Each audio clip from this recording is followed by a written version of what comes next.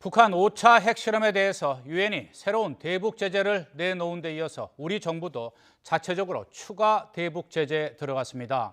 이 황병서와 최룡해 같은 김정은의 수족 같은 인물들을 제재 대상에 올리고 북한 외화벌이 돈줄을 전방위에서 차단하는 방안을 내놓았습니다. 취재기자 연결해서 자세히 알아봅니다. 이선아 기자. 네, 통일부에 나와 있습니다.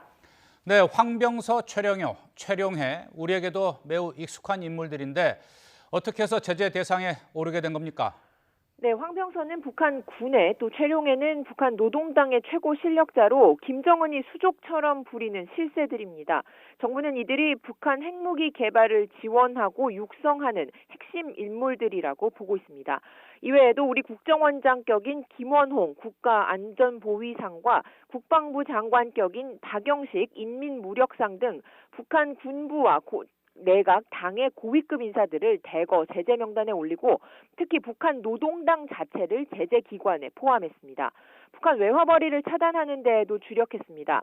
석탄 수출, 원유 개발과 거래에 관련된 기관도 블랙리스트에 넣었고 특히 북한 항공사인 고려항공도 노동자 해외 파견과 이들이 번 현금 운반, 군수물자 운반에 이용된다고 보고 제재하기로 했습니다.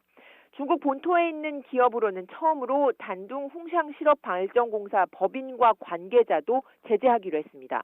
홍샹은 북한과 불법 거래한 것으로 드러나 이미 미국 정부 제재를 받고 있습니다. 이렇게 해서 우리 정부의 대북 독자 제재 대상은 4차 핵실험 이후인 지난 3월 기관 30여 곳, 개인 40여 명에서 이번에 60여 곳, 70여 명으로 각각 크게 늘었습니다. 이들은 우리 국민과 거래가 금지되고 우리나라에 있는 자산이 동결됩니다. 사실 이 제재 대상들은 원래도 우리 국민과 거래가 없고 또 우리나라에 자산도 없어서 우리 정부 독자 제재는 실제 효과보다는 상징적인 의미가 큽니다. 정부는 우리 정부의 북한 압박 의지를 다시금 강조하고 국제사회에서 북한의 불법 활동 감시를 강화하는 효과가 있을 걸로 기대하고 있습니다. 지금까지 YTN 이선아입니다.